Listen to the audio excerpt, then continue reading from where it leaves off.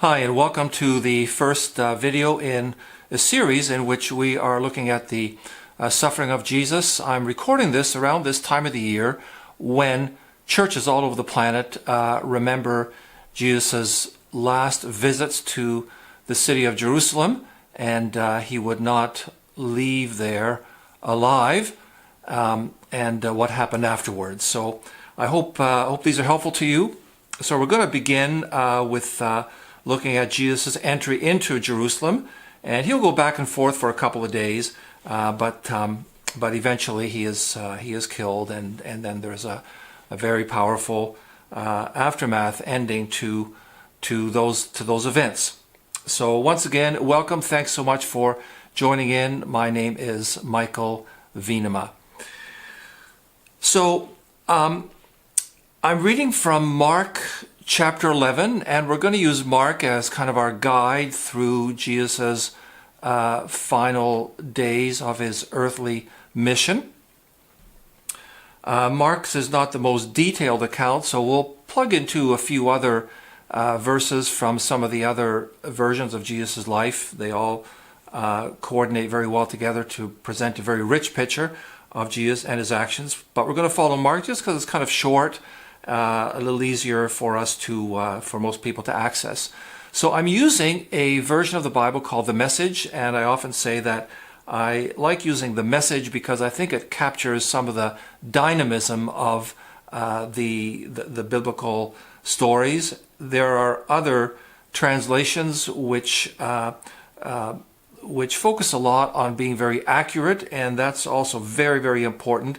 But sometimes when you focus on accuracy, you might lose some of the dynamism, so you lose another part of another element that's also very, very important. So Mark chapter 11. I'm going to read a few verses, then start making some comment. When they were nearing Jerusalem, at Bethpage and Bethany on Mount Olives. So there's a time element when they're approaching Jerusalem. Now, up till this time, Jesus has been very active. He's very popular. He's healed a lot of people. He's presented himself to the Jewish people in Israel, in a very compelling way. And I want to say just a couple of things about his presentation. You know, there's this concept which you often hear about called channeling. Sometimes you might hear about a musician who is channeling this or that composer into his own work and his or her own energies. And so the idea is that, say, a modern composer or conductor of an orchestra might be channeling the work and the spirit of, say, Beethoven in their work. So I think what Jesus does is something like that. He takes a lot of elements from the Jewish tradition, a lot of the history, a lot of the hopes and dreams, and channels them onto himself. For example, he announces the forgiveness of sins. Well, this is something that typically only God could do in the Jewish understanding. So this would give people something to think about. He would heal a lot of people. Well, the Jewish people had the sense that when God shows up, there's going to be a lot of wonderful things happening, healings and restoration. Jesus commands the winds and the seas to calm down when he's caught with his disciples in a storm. Well, in the Old Testament, in the Jewish scriptures, only it's God who commands the wind and the waves. So Jesus begins to channel a lot of these understandings into himself, giving people something to think about. Who is this person? He's doing things that typically only God could do. So eventually people could draw their own conclusions. So Jesus has a way of teaching without stating sometimes. Also, another very interesting thing in terms of the channeling, in the Jewish tradition, there was a sense that God's chosen one, God's Messiah, God's leader would be glorious, would be great, would be raised to the throne and would reign and restore the people of Israel and even would restore the whole world. A glorious sense of what God's chosen one would be like. On the other hand, there was the tradition in the Jewish faith that God's chosen one would suffer, the suffering servant of the prophet Isaiah. And there was a debate within the Jewish community of Jesus' time, could these things be brought together? And Jesus does bring them together. So at first, something that looks irreconcilable, both a glorious figure and a suffering figure, Jesus brings them together. And he's really going to bring them together in the part of Jesus' life and mission that we're looking at, which is where he enters Jerusalem to suffer terribly, to die, and then what happens afterwards. So that's quite a lengthy little discussion about the when, but there is an ongoing thing, and there's been some background. So they're entering Jerusalem. So Jesus sends two of his disciples with instructions. Go to the village across from you. As soon as you enter it, you will find a colt tethered, one that has never been ridden. Untie it and bring it. And if anyone asks, what are you doing? Say the master needs him and will return him right away. Now in Mark, there is, from which we're reading, there is mention of the colt. In some of the other versions of this story, it's recalled that there's not only a colt involved, but also a donkey. So a donkey and the young offspring, the colt of the donkey. Why is it that in some of the some version the colt and the donkey are mentioned, and in Mark it's only the colt? I think it's because, well, two things. I have a hunch, though I'm not an expert on farm animals, but I have a hunch that the colt, the young one, is not going to move unless the mother accompanies it. So there is that. And the second thing is that for the story and for Jesus, it's the colt that is important. Why? Well, because there's this interesting passage in the Old Testament, and it's from Zechariah, so one of the pre-Jesus parts of the Bible. So listen to this. Shout and cheer, daughter of Zion. Raise the roof, daughter Jerusalem. Your king is coming, a good king who makes all things right, a humble king, riding on a donkey, a mere colt of a donkey. So Jesus is going to intentionally fulfill this picture, this prophecy of Zechariah, that when the Lord's ruler shows up, he will come riding on the colt, on the young of a donkey. Now, why is that important? Well, I think, and well, it's not just me thinking, I've picked this up along the way from my studies, but in the ancient Near East, when a victorious ruler who had conquered a region would enter the major cities that he had conquered, he would come riding on a horse. A horse is an instrument of war. The colt of a donkey is not.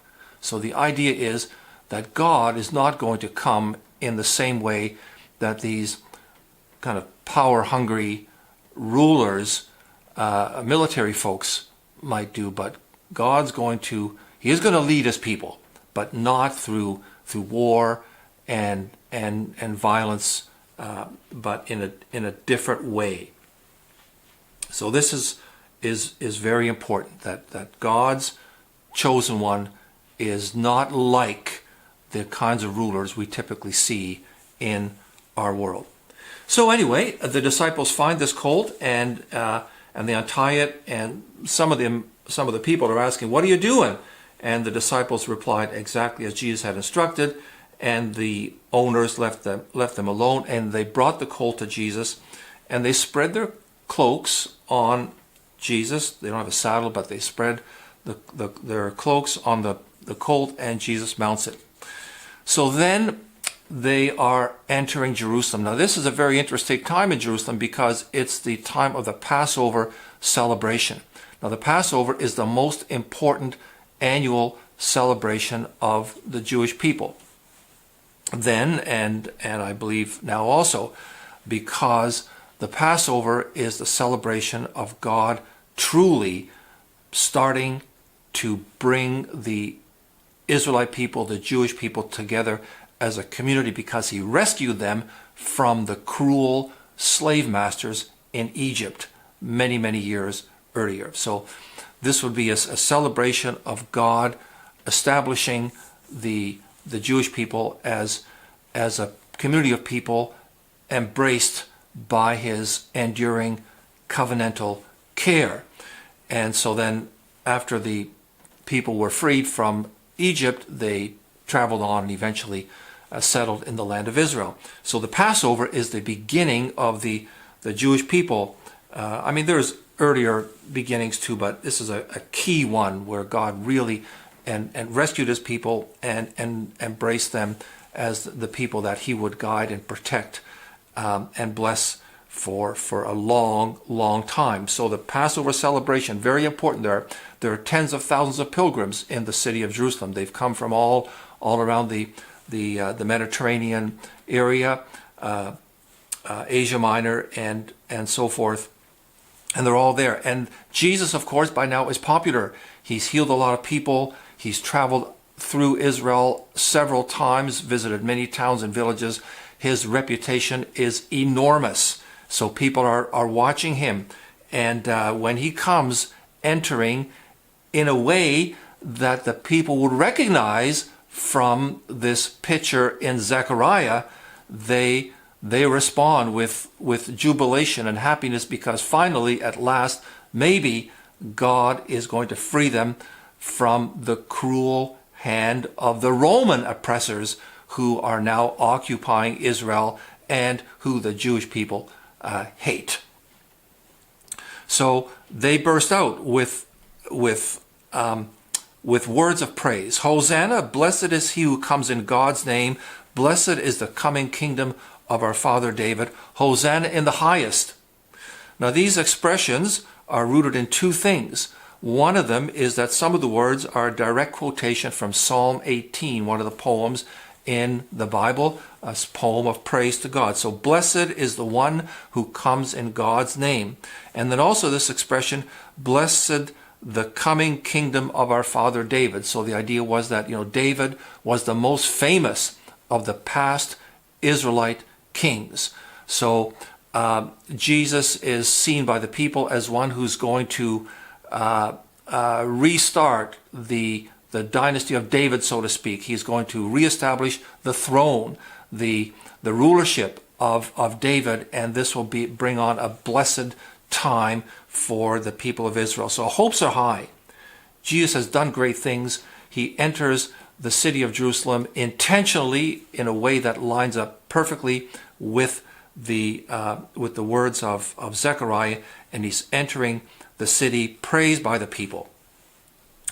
So he comes. He makes his way to the temple, which is an enormous project built by the Roman King Herod, and Herod has done this as a way of appeasing the Jewish people and establishing a relationship with the leadership of the Jewish people, a complicated relationship, one that was sort of burdened with a lot of contradictions, because the Romans are not liked by the Jewish people, and yet the leadership feels that if they don't have some kind of an arrangement with the Romans, that things could get very difficult for the Jewish people. So anyway, this enormous temple, it's glorious. It is at the time of Jesus' entry into Jerusalem. At that time, there are thousands of people around the city, and the temple area, the temple courtyard, which covers some acres, is filled with people. They're getting ready to celebrate the Passover. Anyway, he enters the temple, but by now it's late in the day, so people have dispersed to their inns or homes of relatives, wherever they're staying. Things are quieter, and he looks around. He's as my version says, he looked around, taking it all in. By now it was late, so he went back to Bethany with the 12. Now the next day, some interesting things happen, and I think we're going to, well, let's start to take a look at that. There's maybe we can cover the whole thing.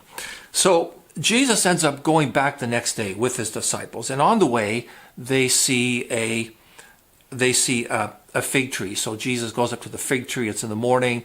Maybe he's hungry. Goes up to it. There's no fig trees on it. Well, the thing is, it's not even the time of the year when you would expect figs to be on the tree. Anyway, Jesus addresses the tree, and in some translations it says he curses the tree. No one is going to eat fruit from you again ever. And his disciples overheard him. So no one is going to eat fruit from you, fig tree, ever. The disciples overheard him. Well, what's going on here? Is Jesus having just a bad day? Is he in a bad mood because he was hungry and didn't get anything at the moment? We're going to come back to this because the fig tree shows up a few verses later. But in the meantime, Jesus goes to the temple, and he goes there and he creates a scene. And what he does is he kicks over the tables of the money changers. Well, what's going on there? Well, the money changers are the people who are converting the normal money that the Jewish people would be using outside the temple to money that could only be used within the temple. I think actually it's a different kind of Roman coinage that they have to convert into. I'm not sure about that any longer, but maybe worth looking up in a Bible commentary or Google or elsewhere. But the money is having to be changed.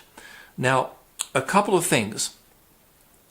By this time, the temple is an expensive unit to keep going, so a lot of money is needed.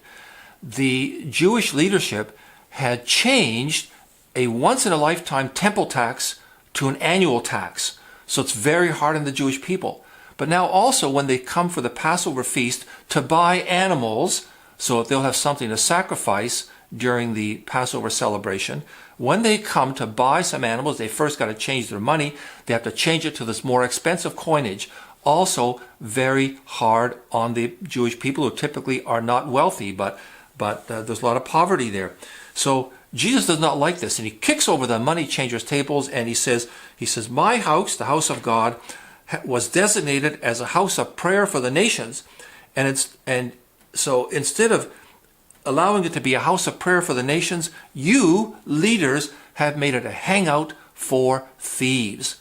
Very hard words. By the way, this is a quotation also from the Old Testament. I forget exactly from where, but so Jesus is upsetting everything there, and in a way you could even say he's interrupting the whole Passover celebration symbolically, because if the people can't exchange money for the kind that can be used in the temple precincts, then they can't buy the animals, the doves and the pigeons and so on, maybe more expensive animals for the sacrifices, and then they can't really participate in the Passover celebrations. Now, the high priests and religion scholars and those who are the leadership of the Jewish people, I'm kind of reading this, they heard what was going on, and what do? They plot how to get rid of Jesus. So one way to look at what Jesus is doing here in the temple is that he's letting things reach a boiling point. This is why the Jewish leadership makes sure that Jesus is gotten rid of, even if it means killing him. Sometimes, you might read that Jesus, well, you kind of wonder, why would people kill Jesus? People say, well, he preached the gospel of love, and people weren't really interested in this gospel of love, and it angered them, and this is why he was killed. Well, it's kind of hard to justify why someone would be killed for saying nice things, so to speak. So it's important to realize that Jesus is not killed because he preached love.